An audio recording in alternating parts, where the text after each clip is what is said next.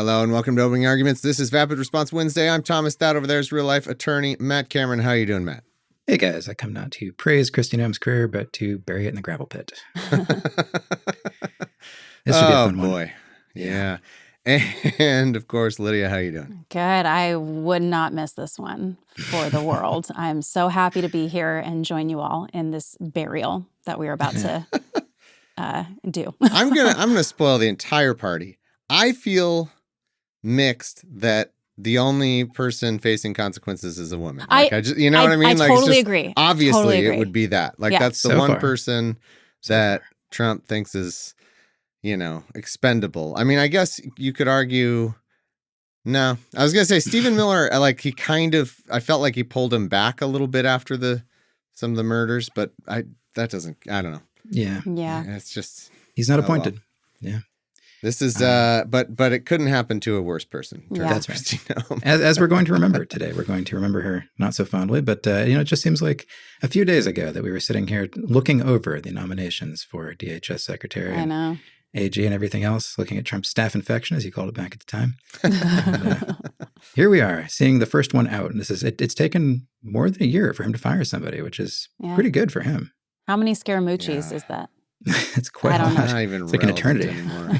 That's like making a Bush Senior reference at this point. It's so old. I always think about all that. The Gen Z people are gonna be like, "What are you talking about?" Now that we're old, I think about references to like first Trump or just before it, and I'm like, God, that was like in 2000 when people talked about Bush Senior. Yeah, and I would have no idea what they were talking about. Fair, all right. No, it's just weird. I'm saying we do that, and it's weird, and it's like crazy that time flies. You know, it goes so fast.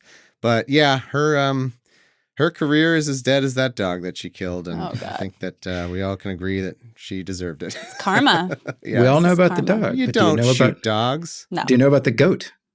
No. She is the goat for goat killing.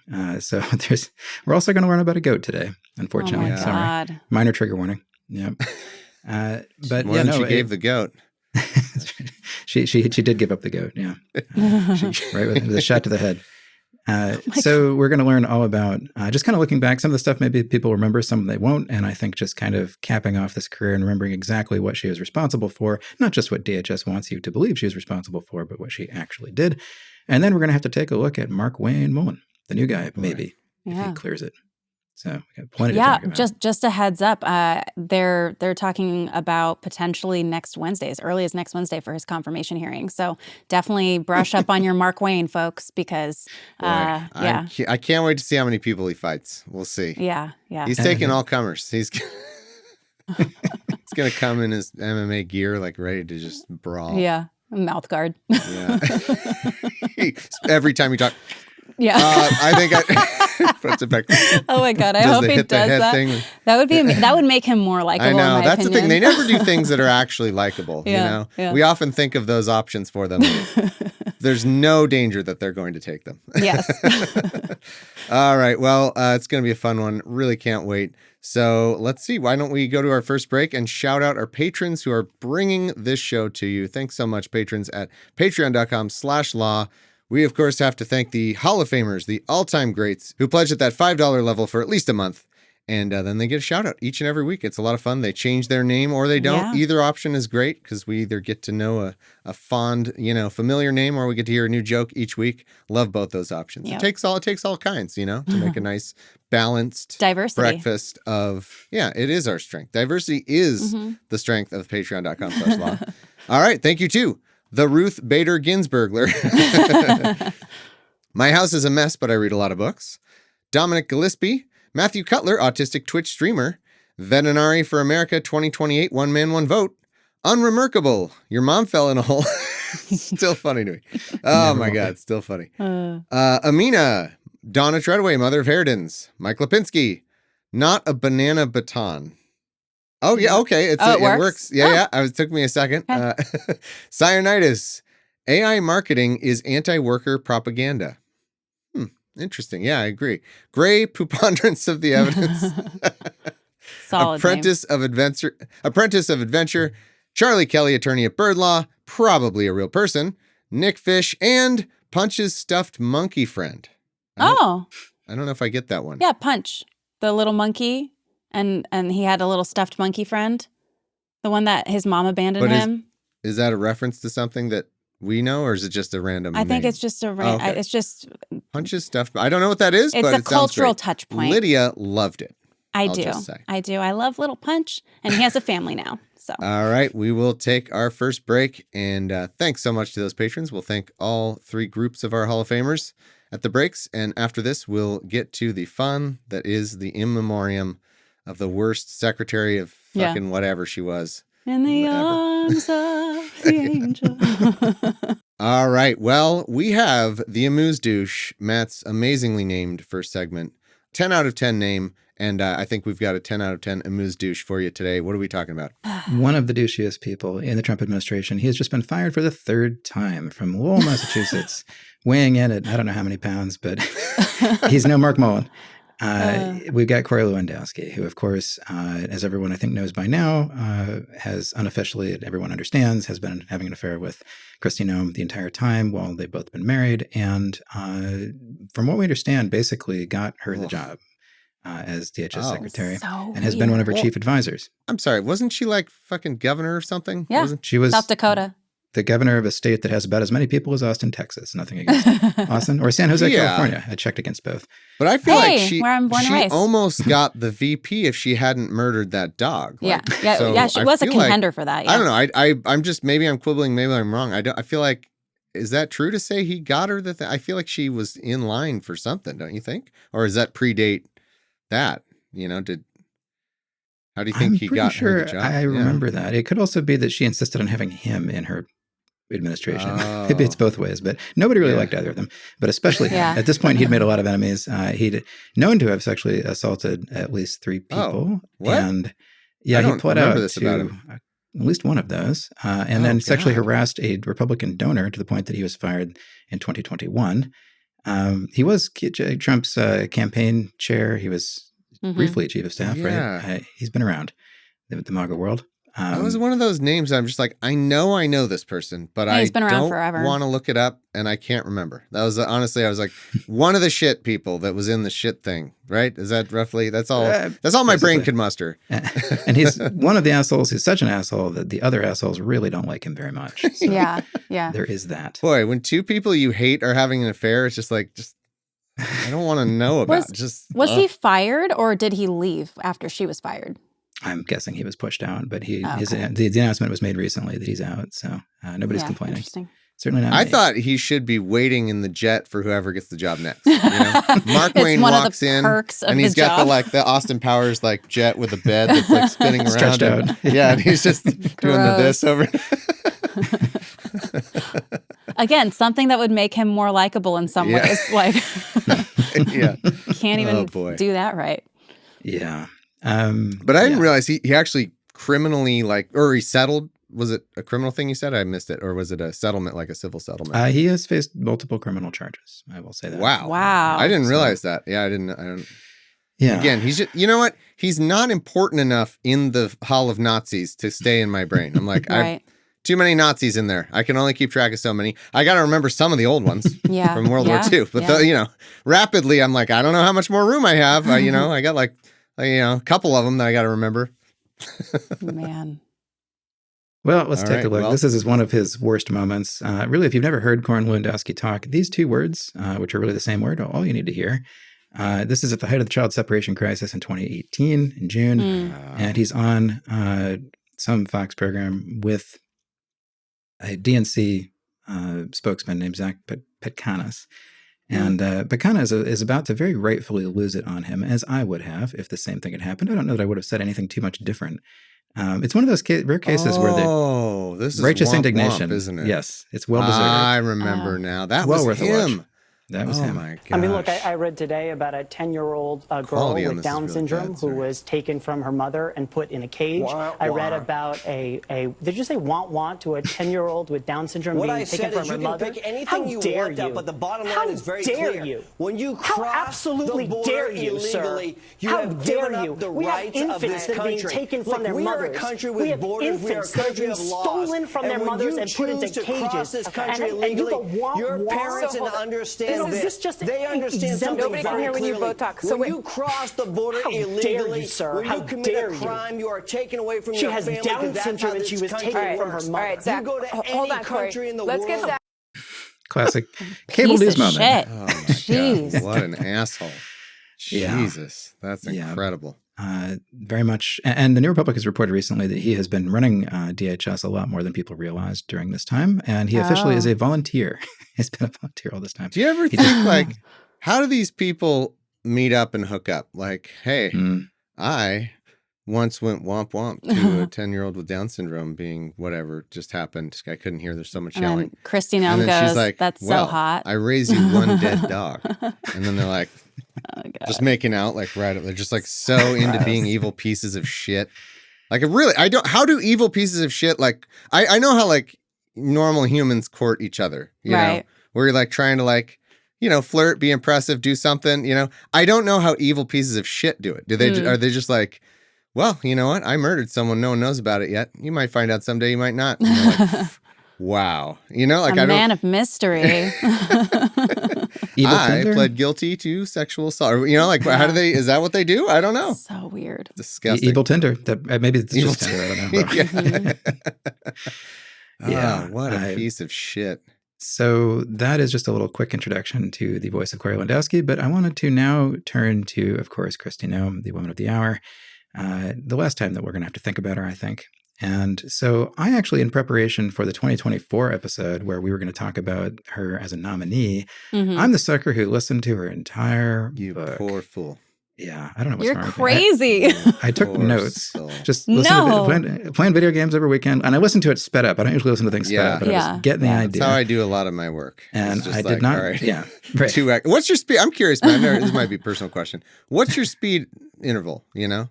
Well, regular listeners will know that I'm already speaking at 2x. So I do try to keep it but at for least, listening. For listening, I try to keep it about 1.5. 1.5. Okay. I can, depending on, and for her though, I could crank it. I was going to say, it does depend on how shitty the thing is. Where it's like, if it's like a really good thing, I'm like 1.5 is my minimum. It's my minimum. Interesting. If I'm like, okay, getting through it, 1.75. This is a very personal question these days. Like, I think people should talk about this more. You know, like usually stick with 1, and if it's like complicated law content, the most I'm going to do is like 1.2 or 1.3 if I'm really trying to understand something. But that's fair. That's fair. But you know, I understand that I have a lot of caffeine, and I'm already pretty hard to speed up myself. I like it that way. But, we do. I've heard our podcast messes up people's intervals where they're like, well, I have it at this, except for when Matt's talking, then I got to turn it down, you know, You're welcome. I think it's kind of cool. Yeah. It's like an honor. Yeah. It's just my brain, folks. So we are going to listen to a couple of excerpts because I didn't take a lot of notes on this book because there's not much in it. It's pretty fluffy. But you learn a bit about Kristi Noem. I don't like the dog she killed. Sorry. No, we're going to find out about that too.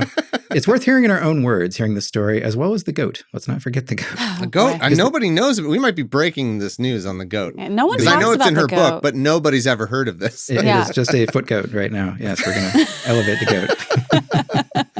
Oh, wow. Foot goat. But I just want to point out, so this is from early on in the book, the first clip we're going to play. It's very short. This book is available on Spotify. I did not pay for it. I just want to be very clear about that. Sometimes I do have to pay for these shitty books, but not this one. And we're going to listen to a very quick clip, about 30 seconds, that I think should have disqualified her if this had been played at a nomination. I just think this is so ridiculous. It really says a lot about her and who she is in her leadership. Remember, of course, that she was both in Congress for 5 minutes and then the governor of North Dakota for, I guess, a full term. I didn't remember that either. South Dakota, right? South Dakota. So being such a coastal elite right now. And I really want to try not to be coastal elite too far through this. There are 2 or 3. There are 2. Matt, you should know. There's almost got me. A handful of Dakotas. And she's somewhere between 1 and 4. Yeah. She North was hundreds Dakota, of miles away Middle from Dakota, South Dakota. Border. She was almost a border governor, but not quite. Yeah. She did, of course, send a lot of troops to the border during a flooding disaster. Right. Mismanaged the floods, mismanaged COVID to the point that a state with people that are spread out very far still had COVID hit pretty bad.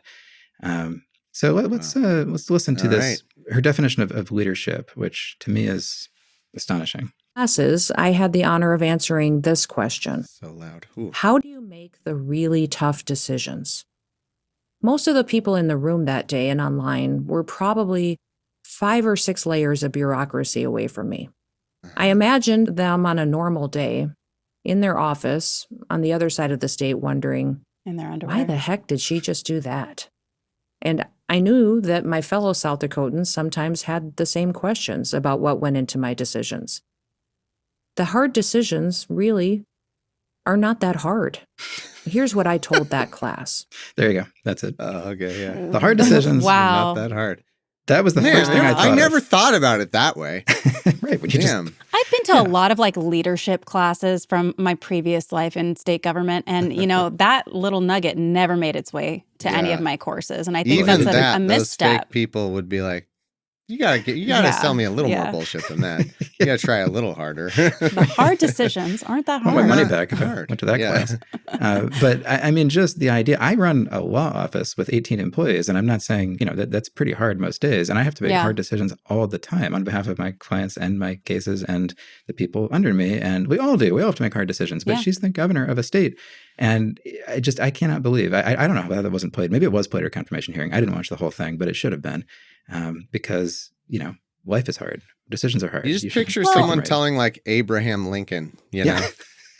Well, I'm worried about the Union and everything. Well, it's just, hard decisions, like, they're not that hard, though. It's like A or B. Come on. I just think that it's also like highly offensive. She's talking about the people under her in state government. You're talking about like analysts, managers, like low-level managers and stuff, where the decisions that you're making could actually influence them heavily. And you're just saying like, well, it's obvious what my decision was going to be there, even if it's going to hurt them too in their position. It's crazy and it's offensive. Right. I just want to, we need to criticize this book cover. And I don't want to get sexist about it. Would never want to be. But this is objectively bad, right? Sorry, I'm trying to mimic it. We got okay. So we got, are you ever at a board meeting, hun, with a guy? Why do you have the guy's arm with like right? Is that a guy's arm? The person next to her? There's it's a foot? Oh, it's her foot. Oh, it's her foot. Yeah. Oh, okay. So she's showing you the soles of her feet, which is very rude in many cultures. She's at a boardroom. In this is what Corey got really excited about, I guess. It says well-behaved women rarely make history. Don't try to do fucking shit like that on the right. Not you. You're just an enabler. That's like the wives in The Handmaid's Tale doing feministy stuff. You know, like the ones that are in the blue or whatever. Yeah. Oh, get it, girl. Like, no, you don't. You're on the other side of that. You're anti-feminism. I don't care that you think you're a feminist. And then what is her misbehavior? What is this clock? Yeah. What's this? Is it, no going back because a clock? Because the clock always goes forward. What is this meeting that she's having at which she doesn't seem to be at the head of the table. She's posing for a photo while in a meeting. That would be rude. I'd be like, hey, pay attention. And putting her feet up on the table? Like, that's also crazy. Whoever's, seems to be seems like someone else is at the head of this table. Am I wrong? Am I reading too much into it? I feel like this, so like whoever's at the head of the table has a very ornate, small clock to keep really keen time. We're at the head of the table, right? This is POV, and like we're the head of the table, and Kristi Noem is coming to like teach us about leadership. You're trying to have a meeting, and some idiot is putting their feet on the table and posing as if for a selfie in the middle of your meeting. It's just bad, right? Also, the feet do nothing. Why even have Wait, feet hold on on. the No, I table? just thought really of it. Awkward. This is definitely meant to be Trump, right? Like she's like, I think she'll hose this as in, here's what I will look like when I'm at the table and Trump is at the head of the table. And because the flag in the background and the gold you said clock, it's gold. I actually think this is it because she was trying to get a position, right? Or VP when she wrote this, right? Yeah. I think that's it. And that's why she was out there. Yeah. She's totally posing for like, here's what I will look. She might as well be in those cutouts at the fair where it's like a whole, where you put your head in. Yeah. It's like Trump and then like vice president and she puts her head in and that's her book cover. It might as well be that. 85% of her job was cosplaying anyway. I think I'm right about this. I think you're right. I actually think I'm actually kind of proud of this. Like I think that's what she's doing. And so she's picturing that Trump picks up the book and he's like, this is where I sit and this is what I would look at. I can really imagine her being in meetings with me now. This was her campaign book. She knew she was not going to be president, so certainly had to be thinking a few steps ahead. Also, she's flirting with us a little bit with the hair there. Well, because that's going to work on Trump. A little bit, Matt. I know. I'm not always great at picking that up. Obviously. If anyone ever looks at you like that, Matt, I've just they're they're into you. I'm just saying, like, just as if you need help, like if you see that exact look, that's the, hey, Mr. President, can we do some really horrible stuff to people together? Look, that a lot of my meetings with governors could have ended with more fun, I guess. Well, let's go to our next clip, which is the famous story, because I had to go back and listen. And because, we all know that she shot a dog, but the details are worse than you remember. And hearing her tell it is psychotic. So I really thought we deserved to hear it in her own voice from track 9.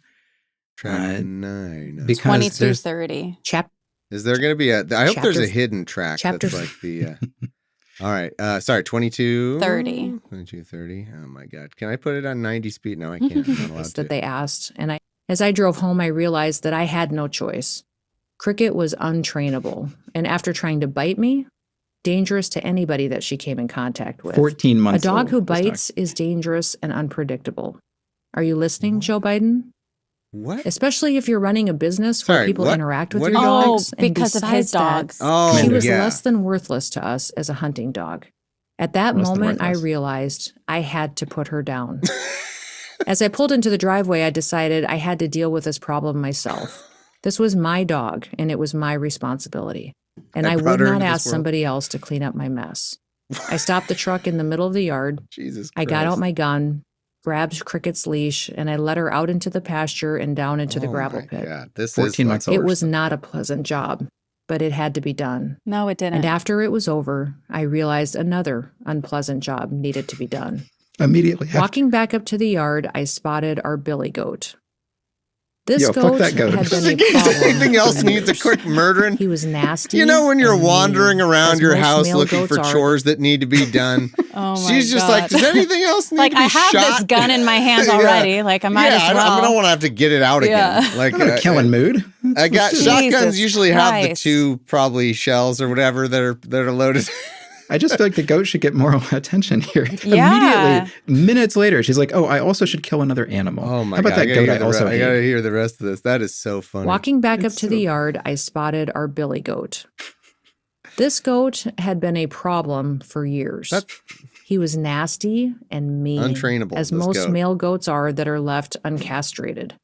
Male goats will urinate on their own heads and their beards while in rut, hoping to attract females with their putrid smell.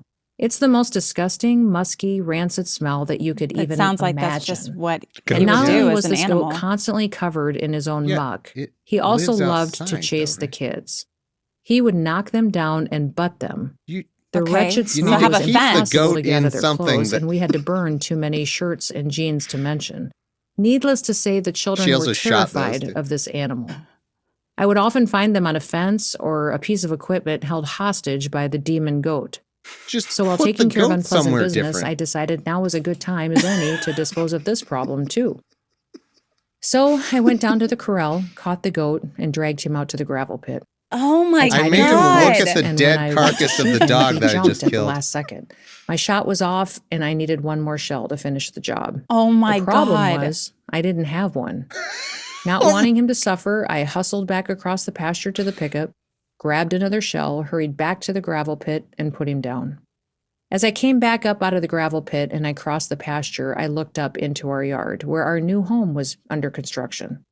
I had an I also audience. shot that. The construction crew had been sitting Oh my outside in a God. group taking their afternoon coffee break, watching Like this she entire wouldn't drama. be aware of that. They had Oh, yeah. looks of shocked amazement on their faces. When they all saw me headed their way, they put their cups down, got up, and went back to work Oh, in a yeah. real hurry. And that's how I keep Right about them then, the school working bus hard. pulled into the yard, and the kids jumped off, excited to see that all the hunting dogs were home. Oh As we my let the God. dogs All out but of their one. kennels, Kennedy looked around confused and said, Where's "Hey, Cricket? where's Cricket?" Oh my fucking God. Later that evening, my uncle, who was the general contractor building our house, called me and he said, "What got into you today?" "Nothing," I responded. "Why?" He said, "Well, the guy Just a said you came Tuesday." barreling into the yard with your truck, you slammed the door, took a gun and a dog over the hill out of sight. They heard one shot, you came back without the dog. Then you grabbed the goat and headed back up over the hill. Then they heard another shot. You came back, slammed the pickup door again, went back. This person is They heard another insane. shot, and then you came back without the goat.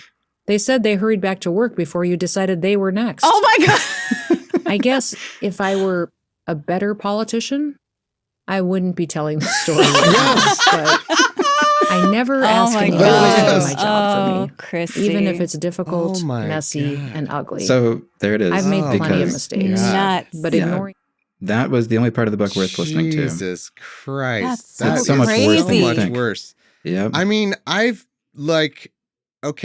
grew up in the country. Yeah. Goats specifically, you often have for like eating they'll eat anything. So you often fence them in different, like you move the fencing as you go to like keep them in different places. Like it's not like I'm too city slickin' to know that you actually have to have your goat where the kids can get chased by it. Like you don't have to. Like you can not do that. Like the after the fact justifying the fucking goat-aside, that was so the dog-aside and the goat-aside committed. She just wanted to do some killing. Yeah. Yes. That is the just most kind of a bad insane thing. So the thing, conservative people are all doing an impression of a cowboy they think they saw in the 80s. And they're just like, this is what probably would happen. The mean old man cowboy that we all are afraid of, but is apparently the best. He would probably shoot this dog. Yeah. So that's what I'm going to do. Well, as we're going to learn soon, we gave her $220 million to make a cowboy movie. We'll watch some of that soon. My God. But so that is shit. why she is not the vice president or the president today. I think she wouldn't have been the president anyway. But in the end, maybe the dog sacrifice was worth it. No, actually, she would be. Wow, is she better or worse than J.D. Vance? Holy shit. I got to think on that. Yeah. I think I might rather her be vice president than J.D. Vance. You might remember in last week's hearings, there were Justice one. for Cricket buttons being worn by some of the Dems. I thought that was great. Yeah. And after really hearing the details, 14-month-old puppy. Again, I also spent some time on farms as a kid. I know that sometimes animals have to be put down, but if it had been a sympathetic story about a dog in pain or something, but it's a puppy if a you don't horse like. breaks its leg or something, Right. Yeah. you can try to rehome a dog. Yeah. Like you don't. There just are don't like rescues all over the place. Yeah. If it's not safe for the dog to be in your You can home let anymore, the dog you can take run it to a away rescue. in the country. It's still a better option than this. Like, Yeah. Yeah. And she correctly notes that maybe she shouldn't be telling us this story at all. Yeah. If she wants to run for office, but it's in the book, folks. So yeah, I like how she took the thinking? time to write down. I probably shouldn't have said all that just now, nor saved it, nor sent it to my publisher, nor read it to you. In an audiobook. You had a lot of In my own opportunities My own voice, yeah. to stop. You all are dodging my impossible fuck, marry, kill of which is the worst to have vice president. We are. right We now. are dodging it. I think I'm going to bite this bullet that killed this dog and say, Kristi Noem, I would rather have her as vice president than J.D. Vance. I really, first off, she wouldn't have been able to do all the fucking, I almost said dog shit, just dogs on the bread. She wouldn't have been able to do the shit she was doing. Like, because the vice president does nothing, which I guess is a good place for J.D. Vance as well. But I think it would be better if she were vice president. Yeah. It's a shame. We'll That never dog know. died for nothing. So sad. All right. Well, let's get on to Kristi Noem in office. But I'm going before, to play now. I think we should take Is a it break break. time, you Yes. think? Okay. All right. Well, that was a hell of an amuse douche. I gotta say, double homicide in amuse douche might be a first. Matt, we blew right past the first murder and went to 2. But we've got to take another break and thank our amazing patrons. Here's our second batch of Hall of Famers. Thank you so much to A Negative Phenomenon, Pining for the Fjords, You Gotta Fight for Your Right to Ex Parte, Jay Sank, David Souther, Vehicular Man's Laughter, Reluctantly Changing His Blinker Fluid. Ha! I'm with you. Oh, you know what's funny is I thought they were going to do it like it was a palindrome, but they...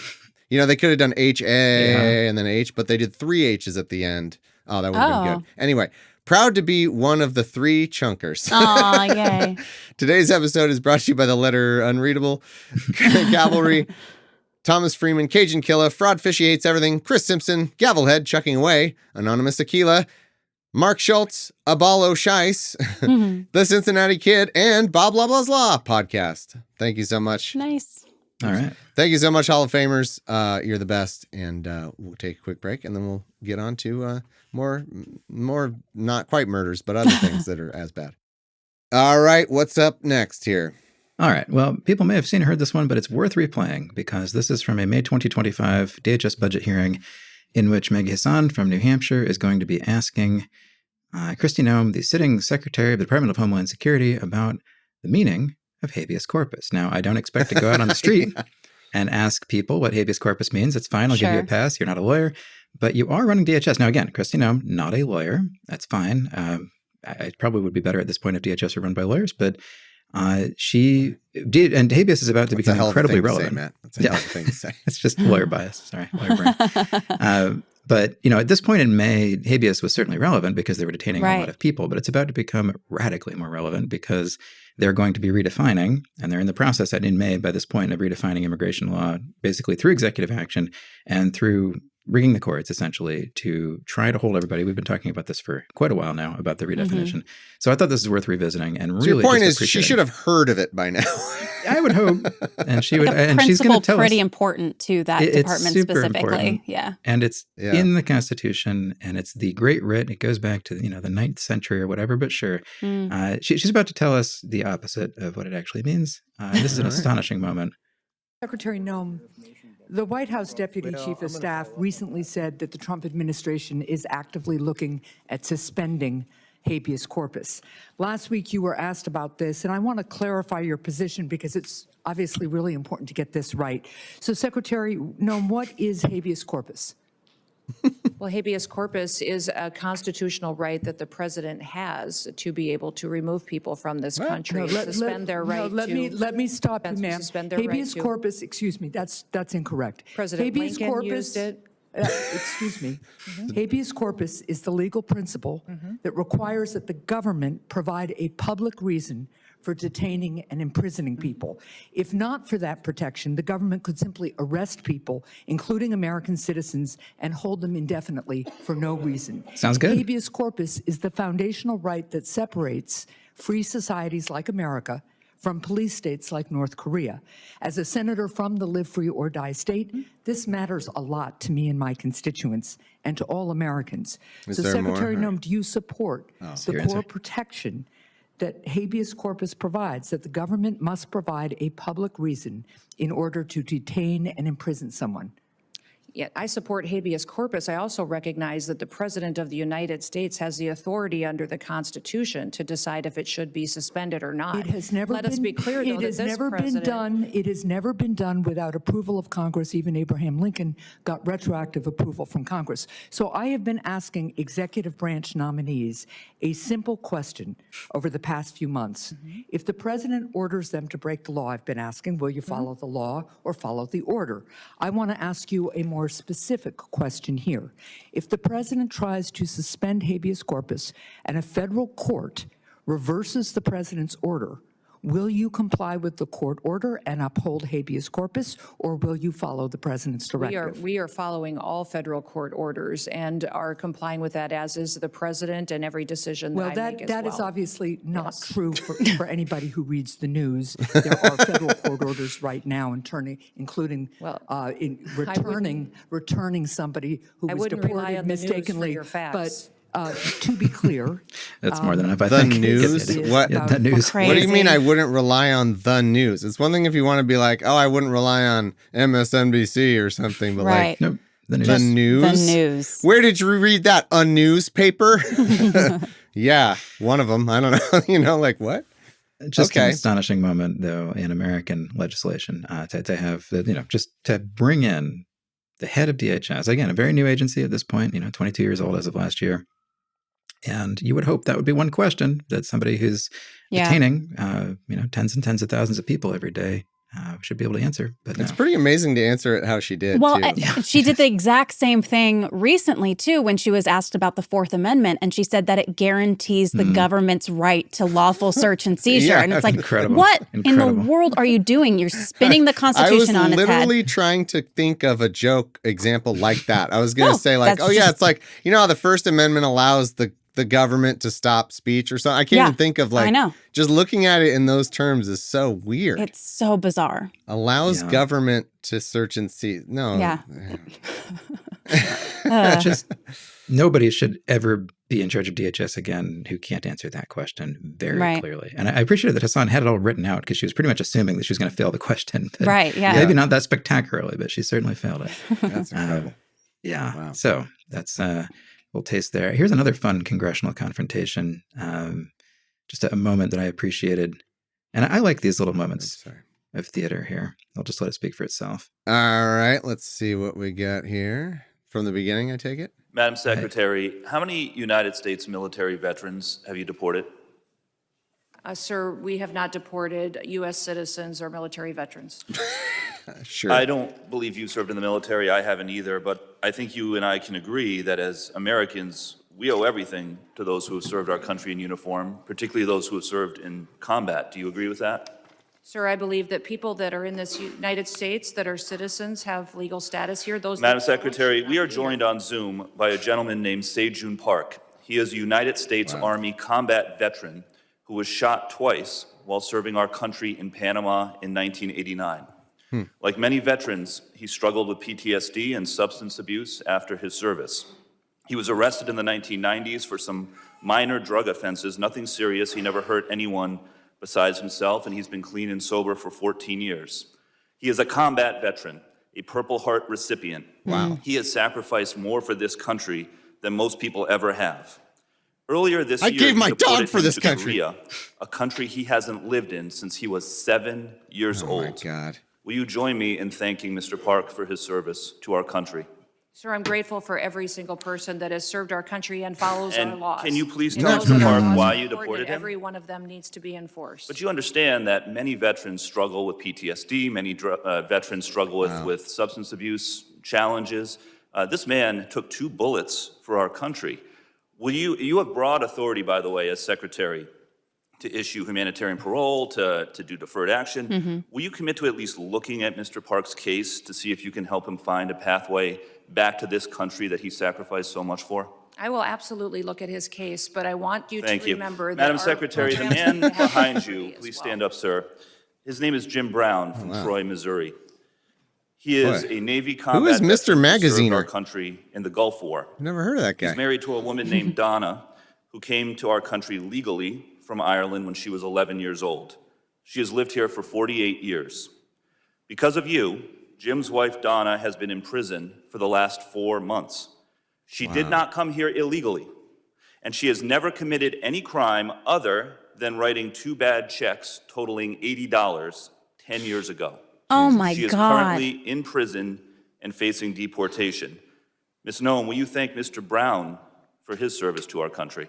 Thank you, Mr. Brown, for your service to our country. Now, what possible explanation can there be for locking up his wife for 4 months when she has committed no crime other than writing a couple of bad checks for $80?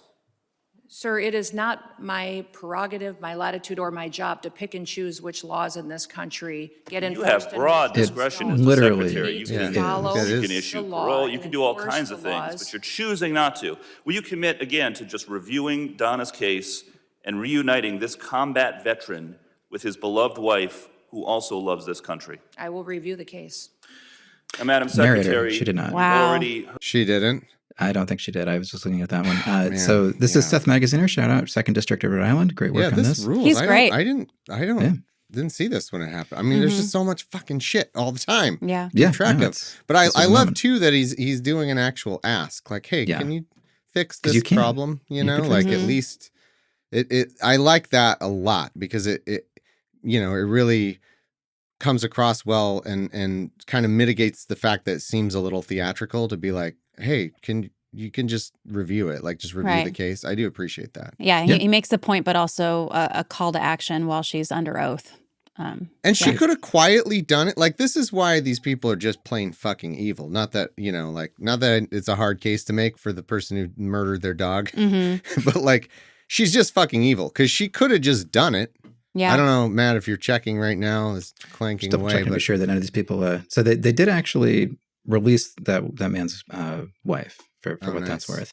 I don't know if that was related to this or what, but you know, and I will say I believe Se-Jun Park is still out of the country, and that is a really sad story. I mean, he like many veterans, he ended up homeless and addicted to cocaine, and he had a drug possession charge that got him deported before he could naturalize. That could have been fixed. I'm sure that could have been fixed. I really appreciate that kind of thing of like putting it right in their faces and making her thank him for his service and say, you know, I'll take a look, I guess. So, again, I don't know if he was, oh, that's right. Okay. Actually, good news. This is actually some good news. She did win her cancellation of removal hearing, which means that she was granted residency by an immigration judge. But I don't know, and DHS has the discretion to agree to those if they want to. I'm sure they still put up some of a fight because they always do. But certainly she could have directed to take a look at that case. And if you can, stipulate and agree as much as you can and try to get it out. And I will point out as well, Representative Magaziner didn't point this out, but that is another Lake and Riley victim because she could have been released on bond if she hadn't been convicted of a theft offense, the bad checks, right? So just another story. And I can have so many at this point of people that should have been with their families, but were being held on stupid things like that. So absolutely. I mean, it really was just, I don't think we need to pile on Democrats because it doesn't help. But like that is a thing that we should be really mad at those Democrats who voted for. So unnecessary. And and also I get that there was some argument that like, hey, we're so bad on this issue, like we're underwater on this issue. The public, they trust the Republicans on this issue. But this was such proof that we need to do some amount of trying to change people's minds on an issue, and not always just running as far to where the propaganda media has taken the public, because that's not sustainable. We got to actually try to fight back and earn and change, move people on issues. All right, let's take another little quick look here. Now we're going to jump ahead to January of this year, a couple months ago, and we're going to watch very quickly her reactions to the two most shocking things that happened on her watch, the things I think really did turn the tide, unfortunately. The shootings, of course, of Renee Good and Alex Pretty. We've also learned a lot more in the last few days, even, about the shooting of Ray Rodriguez in the 25-year-old, I believe. That footage only just came out. And of course, this media doesn't exist until that comes out. So, But let's take a look first at what she said after Renee Good was shot. This is just within hours. Oh, boy. All right, fine. Just remind everybody. If you remember in that operation, what happened was our officers were out trying to get a car stuck out of the snow when they were surrounded and assaulted and blocked in by protesters that were inciting. The officer was following his training. He did follow his training because of an individual that was point blank into a driver's window. Is that part of the training? How is that self-defense? This is an experienced officer who followed his training, and we will continue to let the investigation unfold into the individual and continue to follow the procedures and policies that happen in these use of force cases. But let's remember the events that surrounded what happened yesterday on that tragic situation was that these individuals had followed our officers all day, had harassed them, had blocked them in. It was a long day. Our law enforcement when you're coming home from a long day and you just need to do some shooting. Who among us can't relate to coming home after a long day of not shooting things? Grabbing your dog by the leash, carrying it over to the gravel pit. And is there more on this or no? I mean, she's going to go on to call her a domestic terrorist. Against the law. And when they demanded and commanded her to get out of her vehicle several times, she did not. So we'll continue to allow this process to unfold and recognize that these law enforcement officers every single day put their lives on the line. They go out and do their jobs. Sure don't. They go out and...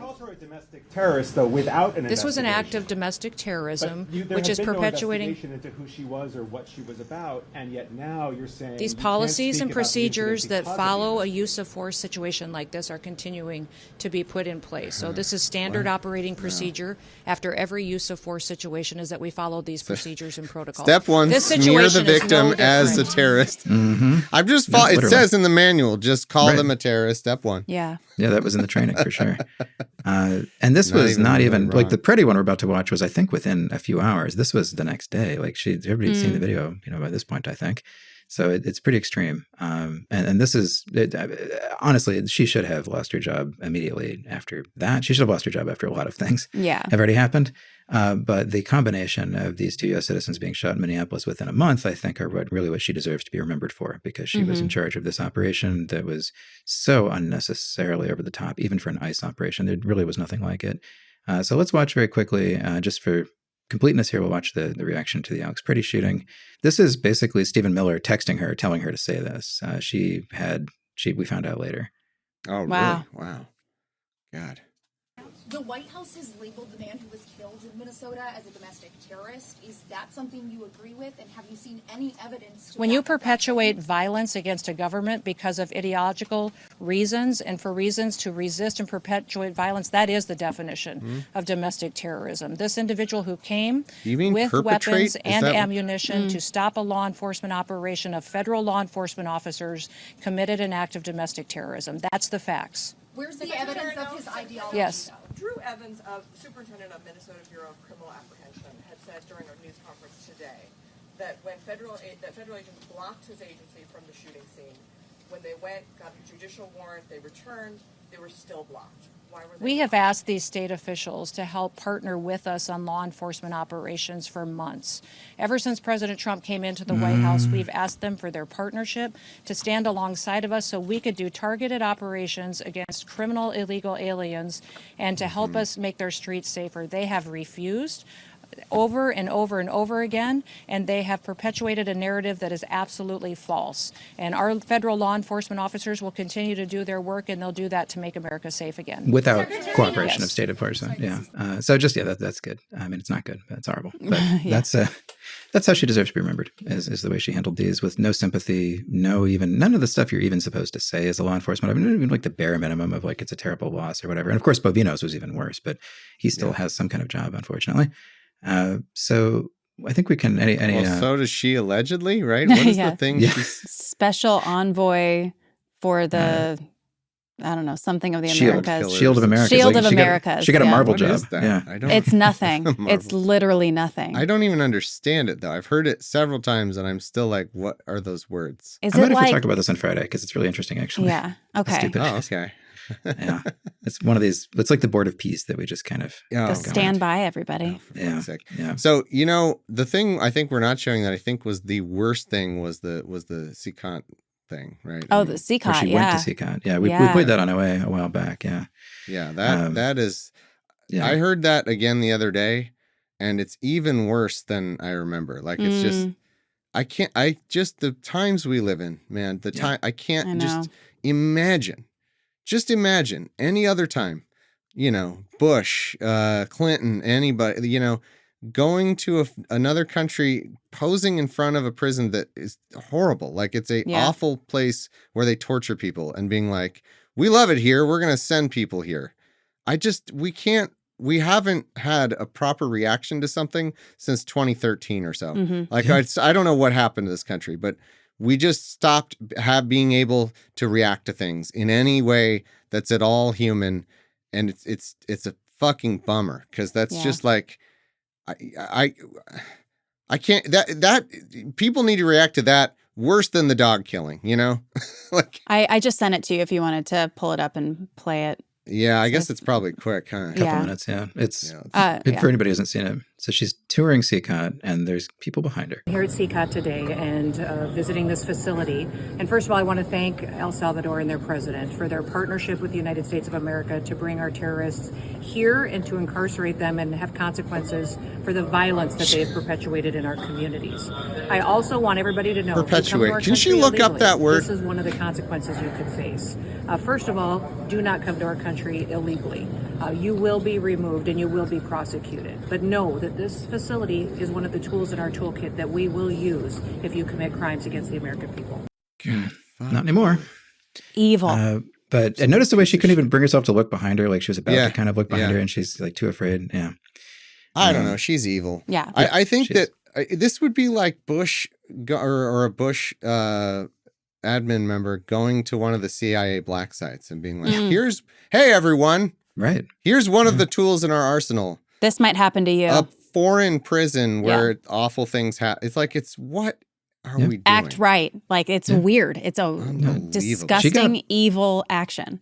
She's got a lot of people, including people I represent, but also just a lot of Americans believing that this was something we were going to do routinely. And they were looking at it, but it didn't happen, fortunately. We're not there yet, But it was a very brief sort of moment in which 200 people-ish ended up there. And all but the Salvadoran nationals who are being held for other reasons are still there. But again, something else she remembers. Sexually assaulted. It's awful. Tortured, shocked water, everything. Daily, I think, did some amount of that stuff. It's horrible. Coverage of that. It's not, this is unconscionable. I think very wise. Finally allowed that segment in CBS News to run after they pulled it about when they went down there, but probably worth a look too. I haven't seen it yet.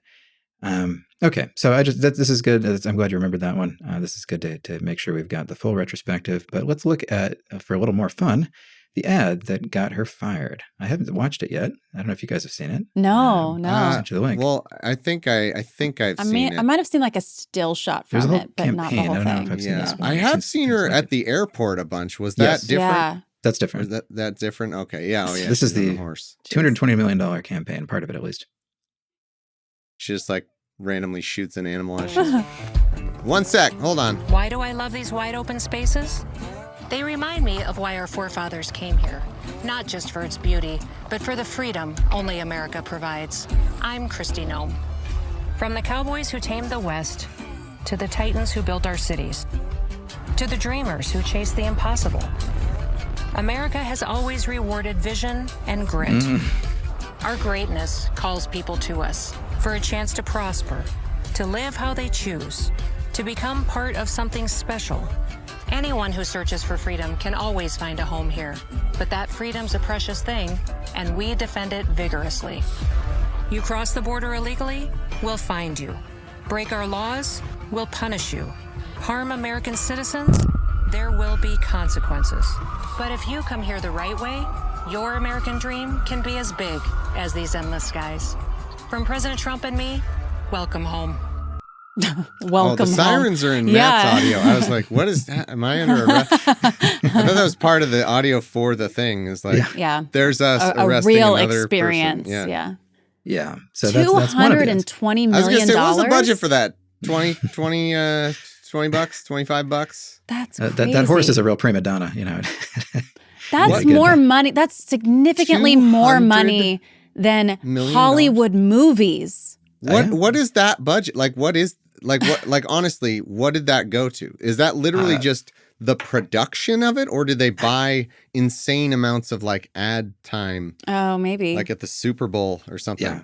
I think they did air it quite a lot. And from what I was reading, I think it is mostly that ad. I know they did other ads too, but I just want to remind everybody, because this is a very important thing to remember, that the reason she should have been fired over these ads was because she gave a no-bid contract to Tricia McLaughlin, her press secretary's husband. I'm just going to say that one more time. We talked about it in OA, but of course that's in ProPublica. I've already linked to it. But of course, the dumb reason that she was fired was because she said that Trump had signed off on this personally. And that was actually why he decided that this is the last straw. Oh, yeah. That was it. So can't do that. Can't do that to boss man.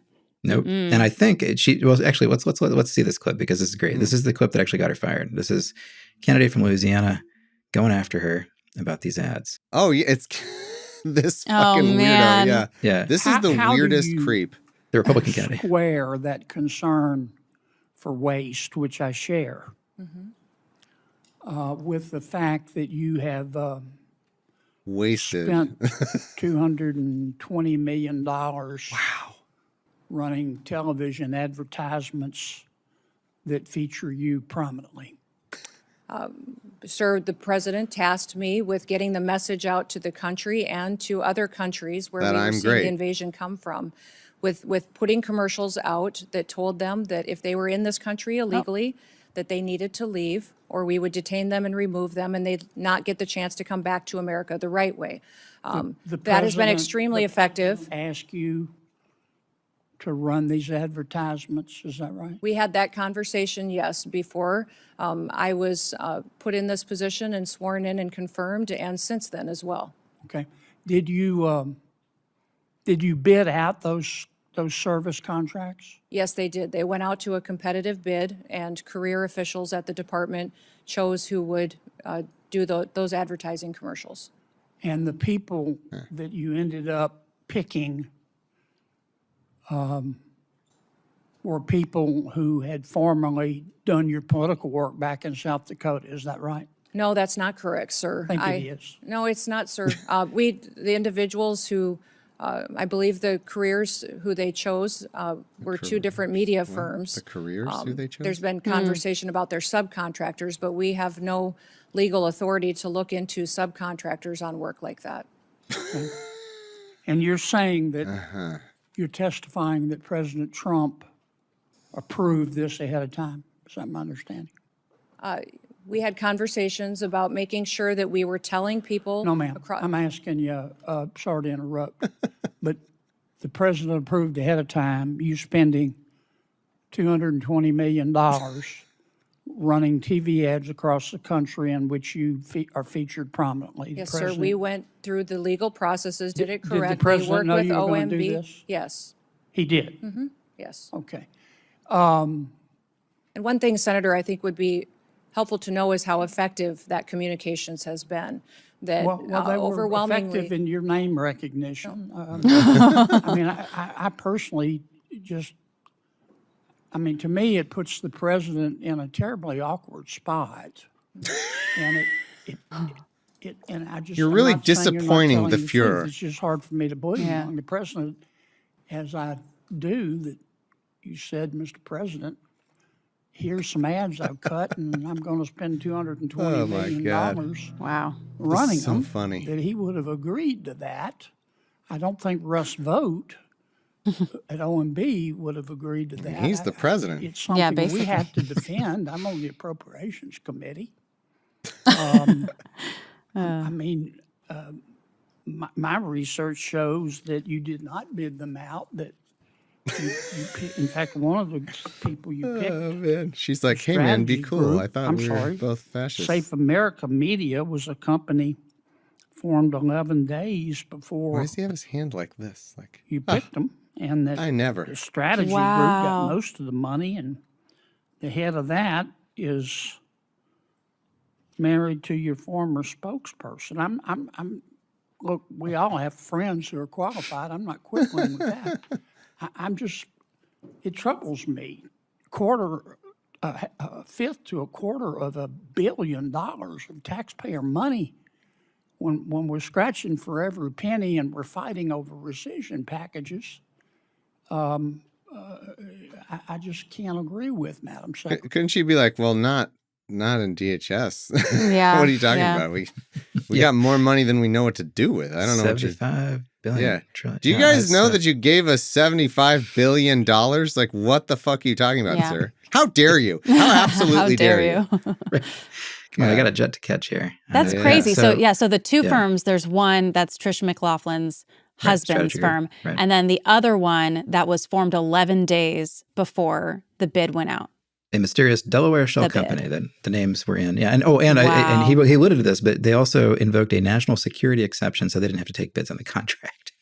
Wow. It was like an national emergency, rather. National emergency. I can't get over just the interpersonal nature. Yeah. Like this is like a younger sibling trying to tell an older sibling that mom or dad's going to be mad. Yeah. Yeah. Just like, I don't think, Dad's not going to like this. Yeah. I just don't think that you should do this. Like, he's so hesitant. Dad's been really clear, okay? Yeah. Whereas if a Democrat spent $4 on like anything, they'd be like, "Oh, I can't believe the waste and abuse going on. Yeah, yeah. You don't respect the the grandstanding. Yeah, totally." I just want to point out $143 million of that money went to that LLC, to that shell company. Wow. So that's what I'm asking is like, that wouldn't be the distribution of the ad, would it? Or are they buying the, you know what I mean? Like, that's why I'm confused. That's usually where it would have gone. But at that point, Safe America Media, which is registered to the home of some Republican operative in Virginia,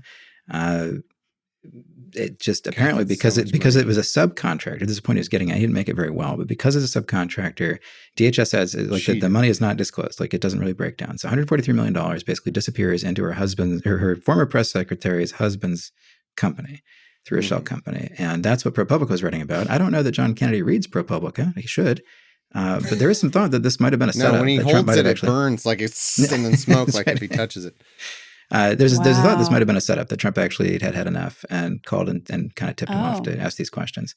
Oh, interesting. I see. Yeah. Not that like Trump created Safe America Media and then like Trump doing. I believe that too. Yeah, that would involve Trump like having the dossier. What do you mean? So somebody next to Trump was like, "Hey, this is a problem. Kristi Noem, here's a bunch of info." Yeah, we got to get her out. No, that makes sense actually. Yeah. That is interesting.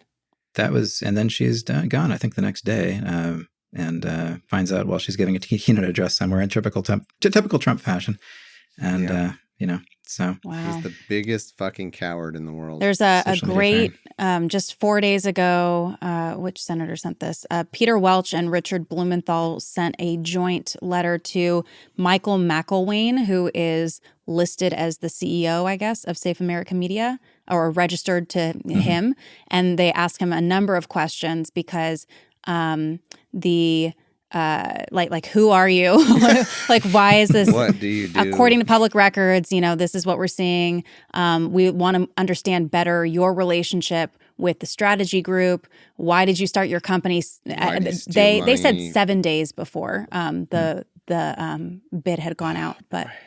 Yeah, so hopefully there'll be some more answers with that later. But as of right now, it's just literally $143 million how many disappeared. People have gotten so rich off this fucking admin, and Yeah. how much A, that's unjust because it's unjust, but also B, like how much that leads to more rich fucking assholes who are buying politicians. It's almost like they're refueling.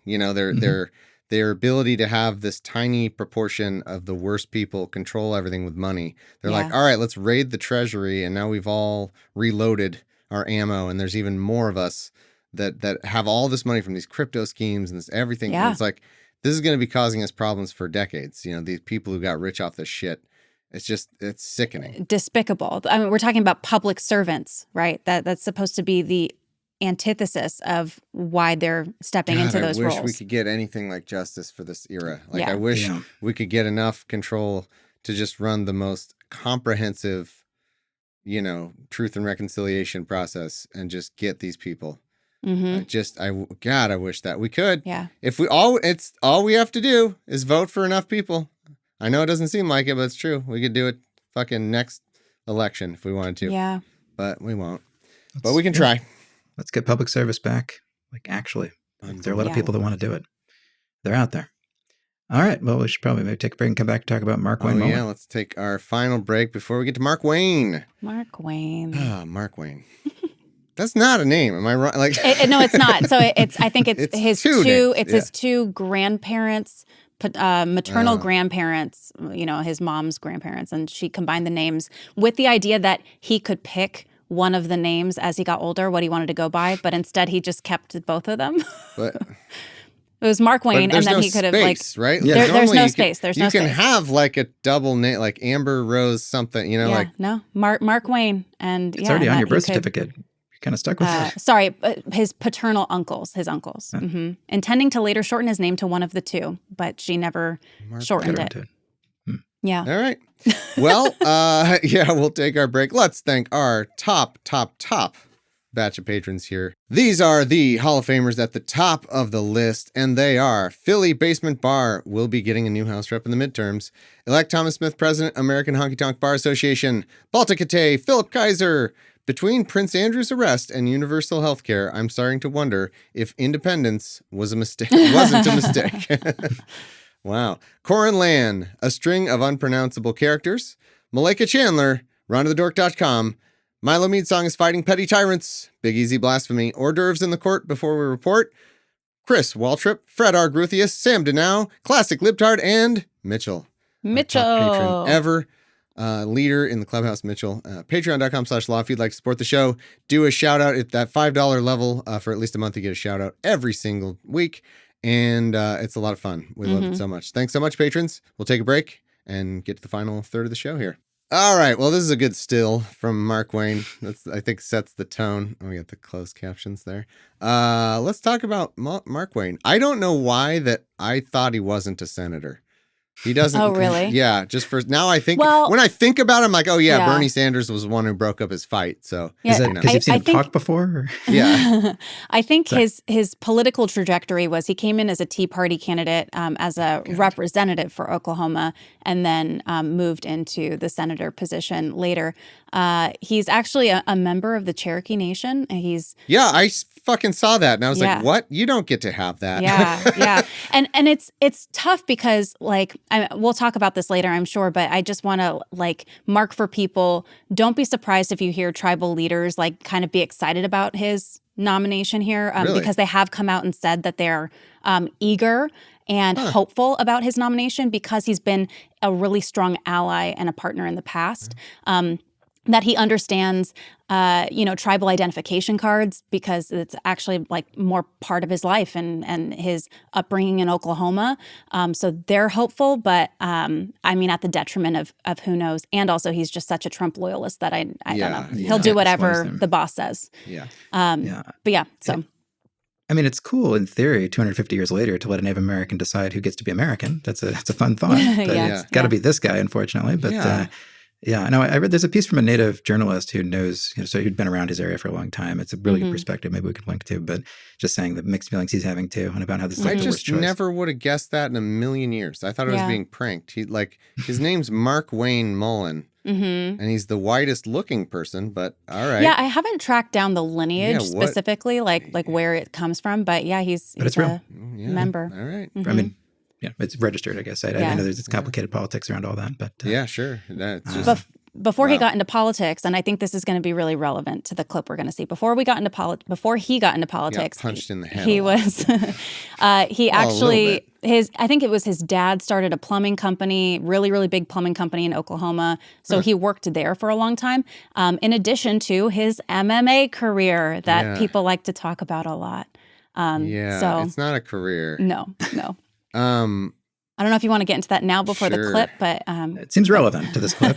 All right, we can. Well, why don't we watch this clip and then we can talk about it. To set the record straight on that, and that's coming from statistics. All right, now let's talk about coming from Mr. statistics. O'Brien himself. This thing called Everybody statistics. knows it's here in the last time. You've heard of them? Read a statistic. Kind of had a back and forth. Appreciate your demeanor today. It's quite different. But after you left here, you got pretty excited about the keyboard. In fact, you tweeted at me excited about the keyboard? 3, 4, 5 times. And let me read what the last one said. It said, greedy CEO who pretends like he's self-made. Sir, I wish he was in the truck with me when I was building my plumbing company. Myself and my wife was running the office because I sure remember working pretty hard and long hours. What? Pretends like he's self-made. What a clown. Fraud. Always has been, always will be. No one's making you Quit do this, man. the tough guy act in these Senate hearings. You know where to find me. Any place, any time, cowboy. That was Cowboy. perfect This is reading. a place. You want to run your mouth? We can be 2 consenting adults. We can finish it here. Okay, that's fine. Perfect. You want to do it now? I'd love to do it right now. Well, stand your butt up then. You stand your butt up. Oh, stop it. Is that your solution, everybody? No, sit down. Sit down. You're a United States Senator. Sit down. Okay. Somehow you're a United States Can I senator. respond? Mr. Hold it. Can I fight him? If Hold we on. can't, no, This is I have what the he mic. said. I'm sorry. This is Hold what it. he said. You'll have your time. Okay. Can I respond? Oh, no, you can't. This is a hearing.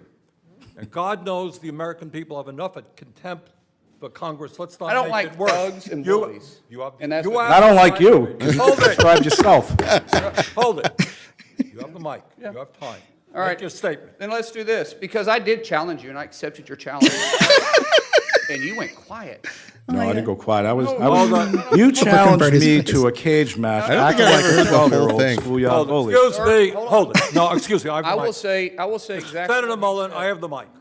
You have questions on any economic issues, anything you can go for. We're not here to talk about physical abuse. You brought We're not talking about, of course I and, do. and let me show you his hearing, because I want to expose this thug to who he is. And If you're not pointing at me, that's disrespectful. I don't care about respecting you at all. I don't people respect that you at all. respect. All right, hold Let me- it. Hold it. No, Those kept going. You're one of Yeah, a hold hundred it. of the most Hold elite it, people. please. Act it. Please. All right? This is a, excuse me. This is a hearing to discuss economic issues. All right? If you have questions Poor Bernie. for Mr. O'Brien or anybody Oh, else my on God. what he has Sorry, I've just said, never go seen the for whole it. thing. But we're not here to talk Yeah, about really, I didn't think. fights. Keep going. Or anything else. I'm quoting exactly what he said. You can and say this what is- you want, This is your witness This you is brought, my and let me. I'm exposing him. You can as a talk person anything who you he want. is. So But in no fight- 2013, Nope. in 2013, O'Brien was suspended by the Teamsters for intimidating your own members. In 2014, you were part of, what would you say, organizing the harassment and intimidation of the top shelf crew. Chef, not chef. Top chef. Okay, and then and I think in the reports they said sexual, racist, and homophobic slurs and death threats. 14 tires were sliced, and 5 Teamsters were arrested. And you said, "Well, I had nothing to do with it." But however, in that same statement, you said, "But if I get called to testify, I'll plead the fifth." This is a witness you brought in here. In 2017, you were removed as lead negotiator by then President Hoffa for UPS for your actions. And then in 22, when this guy was elected, what he said after he got elected was he wanted to bring the mob mentality back to the Teamsters. This is your guy. And you're obviously going to give him a chance to respond to your question. Absolutely, because this is my question. Because you called me out. I didn't call you out. What's your question? You said anytime, any place. It's almost over. Let's get the record straight. Miss, hold it. No. Hold on. Senator Mullin, do you have a question for the witness? Yeah. Okay. Let's Yeah. hear it. And then it ends. That is well done to whoever posted that. So good. I've never seen the whole thing. I just wanted to. What is this problem? How did that all? What the fuck? Incredible. So this is just to set the context. That was Sean O'Brien from the Teamsters. Of all the people to get into a fight with, the president of the Teamsters. And Bernie, of course, you can tell is quite a good grandpa. He's just sitting there trying to mediate. So funny. Yeah. So that was why I remembered Wayne Mullin's name as soon as I heard it from that classic moment. Now, I will say, okay, so Mark Wayne, we gotta talk MMA first. Yeah, let's talk. Let's do it. I will say this. It is, as someone who knows a little bit about MMA, I'm not like an expert or anything, but I know a little bit. I've done a little bit, and he's often presented as undefeated, which is, I'm sure Matt's also undefeated in MMA. You gonna touch my record?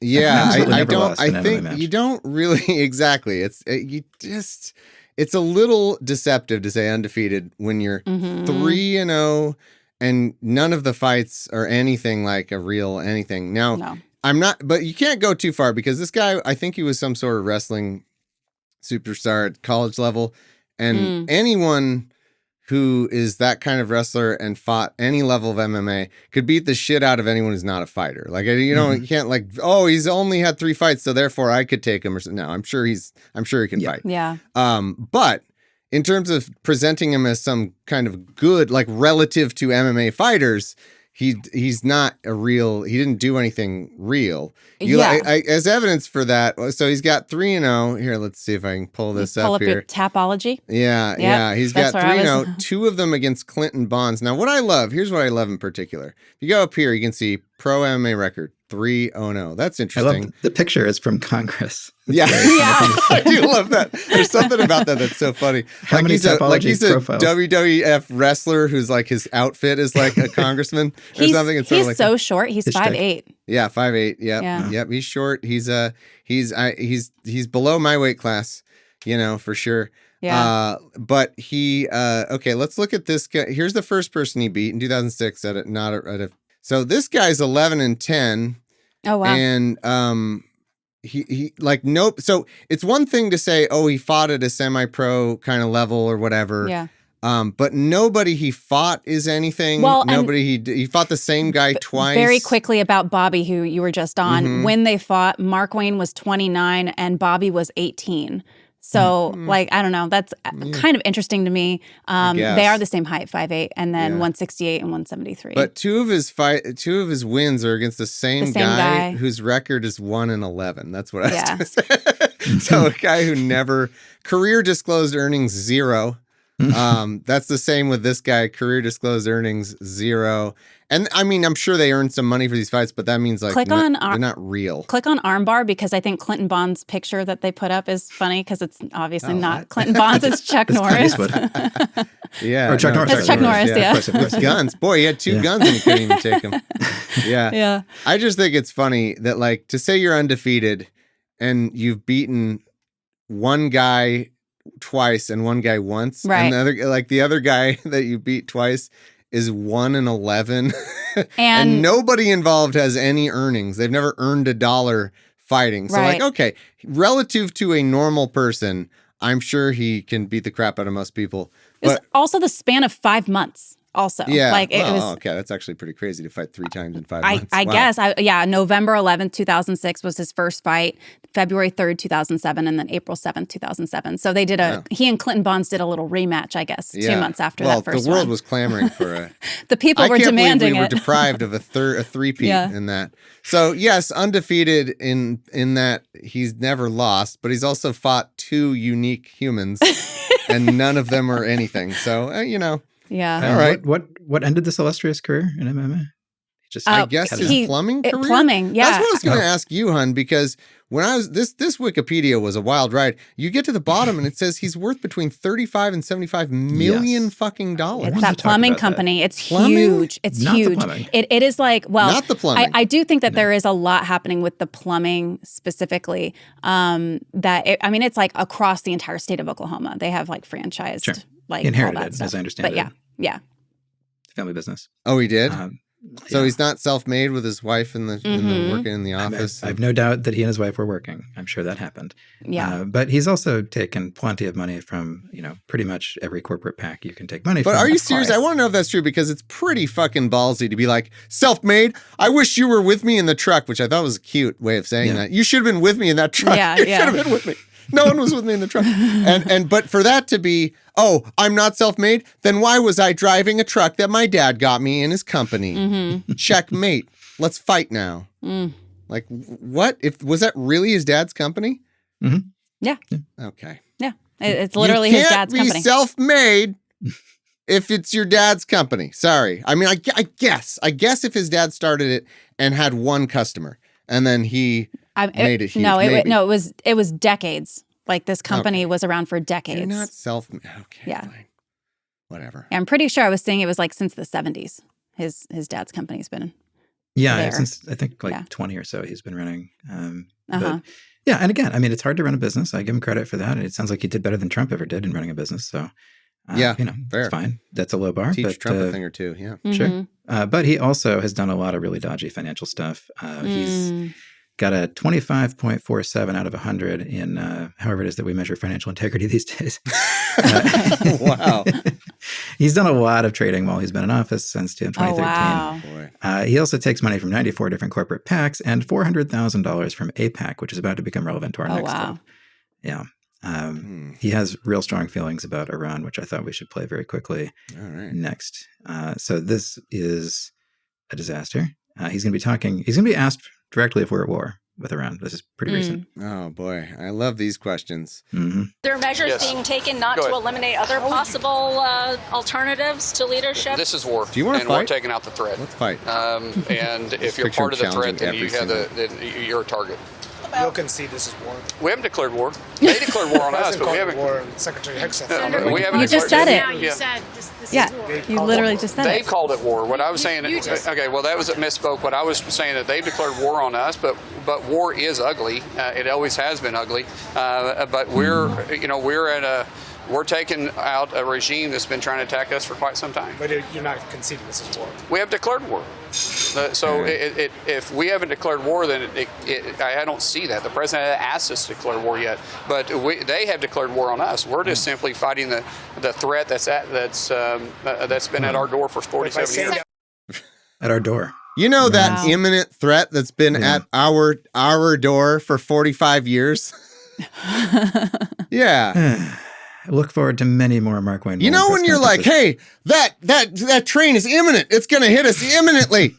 And you're like, when? 45 years from now. Better clear out of this intersection by then. It's in Alaska, but it's coming. Yeah. Man. So that's a good example of his on-the-cuff speaking skills, which I'm sure we'll be seeing more of. Note again, I'm not conceding that he can or should be nominated, but of course I'm sure they're going to do what they can to shove him through. We'll be watching that. But let's. We don't have any chance of picking up an Oklahoma Senate seat, do we? Because I know we probably don't, but the more people not in the Senate, the better. Yeah. Time that he's not in the Senate is That's good. True. So I always appreciate that. Yeah. Yeah. He's made a lot of friends. Like from what I understand, he has been pretty likable with his colleagues, regardless of political affiliation. Like, because he punches them if they don't like him. Well, he like led a workout group and stuff that I guess a bunch of people really liked, and so he's made a lot of friends in the Senate. I hope that they stand up, even if it's just for the symbolism of it, and vote no. But yeah, we'll find out maybe next week. I did forget to mention the twist on the Sean O'Brien story, which is that he ended up endorsing him a few days ago. Oh, really? I guess they patched things up. Yeah. What? Yeah. Wait, who? It's such like a boy thing. The Teamster. Him for DHS? The Teamsters guy. Yeah. Wow. What? Yeah. First off, why is he endorsing? You endorse DHS? I don't know. I guess maybe just to make it clear that he's patched up whatever this was. But yeah. Oh, yeah. Well, because I guess they knew that the clip was going to be used a lot. Why is Bernie, or why is he saying to Bernie, "This is your guy, your witness"? Like, it's a labor hearing, so it's Bernie's deal, Yeah, but still, I know. Okay. It's the whole thing is so unprofessional. Those people should have fought each other to death, both. Yeah. I just want to note before we close, I went looking. My original plan for this episode was to try to find some pieces in which either at the time of her nomination or at the time that she left, somebody wrote talking about what a great job she was going to do or had done. No one did that. That's so crazy. You couldn't even find piece. On either side of the aisle. There wasn't even a dude hat. Nobody. Wow. I looked so hard. I even asked ChatGPT just to be sure, just to go looking for me, and nothing. And ChatGPT didn't even make one up for you? It wasn't even like, oh, here, I'll hallucinate something just to help her out. Wow. Even it was like, no, there's nothing to say here. This is, But I just want to point out that was my original plan. I figured. No one, ChatGPT's like, I grew a soul just to be upset about that temporarily. I would have thought that one of our, favorite go-tos, would have said, let's give her a chance. She seems great. Or, actually justified her. So I'm going to write it. I'm going to actually spend some time in the next few days. I'm going to write about how she actually was the perfect appointee for Donald Trump because she did exactly what DHS is supposed to do. Nice. And it's very hard to find people who are that, fashy and toady. I mean, she really did kind of just take directions and do what she was supposed to do. Yeah. She knew nothing about immigration coming in, and that was the goal. That's why they wanted her. Well, it's like, when the thing that got her is allegedly this fucking ad thing that like is judging relative to the Trump administration, like that's nothing. Oh yeah, nothing burger. She did her job. Mm-hmm. She did a great job being a piece of shit fascist, but she did it while being a woman, I think. That's and looking good on TV, which is a lot of his picks, right? He wants people that look like, and Mullin also caught his eye that way. She looks horrifying personally. I don't want to look shame, but I'm scared every time I see her. It's the Mar-a-Lago face, right? Mar-a-Lago face, man. Yeah. Oh, what if Mark Wayne gonna get, if he gets some work done. So if he does like the Matt Gaetz bit and like just starts getting some work done. His eyebrows are like just kind of keep moving up. Mark Wayne, do it, Mark Wayne. Yeah, but that is worth noting that he also does a lot of TV, and that was one of the things Trump liked right away was that he remembered this guy that he'd seen on TV, and that's just how it works. He likes people that look good on TV. Okay, so we will see. We'll be watching to see how it goes with Mark Wayne, Weird. Who doesn't seem especially qualified either, but that's not. Do you know if Oklahoma? So does the governor get to pick someone to slot in behind? I would assume, and then they'll do an election. Who they might do? Kind of different in different states. Yeah. I'm not sure what they do there. I'm just wondering if this is Ryan Walters' comeback, who, if anyone listens to Where There's Woke, he is my arch nemesis. And I've been following him for a while. So I'm curious. He's an Oklahoma boy, so it might be his time to shine. He's got too many radar movies on in the background, or whatever the hell his weird scandal was. It didn't make any sense. Yeah. Jackie Chan. All right. Well, let's just go ahead and say R.I.P. Kristi Noem. We hardly knew ye. Yeah. I'd hate to be any living animal anywhere near her right now. Yeah. Little alert for dogs and goats. There's an unemployed dog murderer on the loose, goat murderer. Jeez. So look out. There's gonna be a bloodbath at the Noem residence. It's an absolute bloodbath. Oh boy. She'll write about it in her next book. It'll be fine. Well, Matt, thanks for tracking that down and listening to apparently an audiobook years ago that no one should have subjected themselves to. I hope you were playing some fun video games at the time. Because Jesus Christ. All right. And thanks, Lydia, of course, for all the research into these awful people. And thanks for listening, everybody. We'll see you on Friday for Rapid Response. Share the show with a friend, please. Pledge the show, patreon.com/law. Could really use your support. And thanks so much. And we'll see you real soon. All right. See you then. This has been Opening Arguments, produced by Thomas and Lydia Smith, with editing help from Peter Baird. The intro is by Thomas Smith. This outro is by Matt Cameron. Support the show at patreon.com/lob. Contact us through Patreon or openarguments@gmail.com. Make sure to follow our Blue Sky @OpenArgs. But most of all, please share the show. Thanks for listening.